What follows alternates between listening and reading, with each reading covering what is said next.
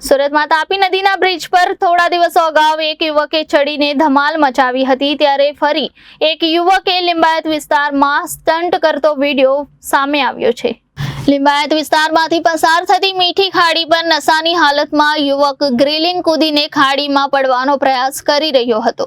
વરસાદને લઈને ખાડી ઓવરફ્લો થતા અને પોતાની ભયજનક સપાટી ઉપર ચાલી રહી છે, ત્યારે નશાની હાલતમાં આ યુવકને જોઈ સ્થાનિક લોકો મોટી સંખ્યામાં એકત્ર થયા હતા।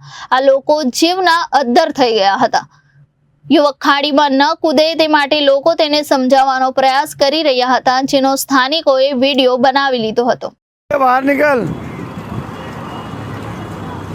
बाहर निकल, लड़के बाहर निकल, गिर जाएगा, मर जाएगा, पानी गहरा है। अरे पानी गहरा है, पानी फूल चल रहा है, मर जाएगा बेटा, निकल जा बाहर। ये मीठी गाड़ी है, निकल बाहर निकल, मर जाएगा, निकल।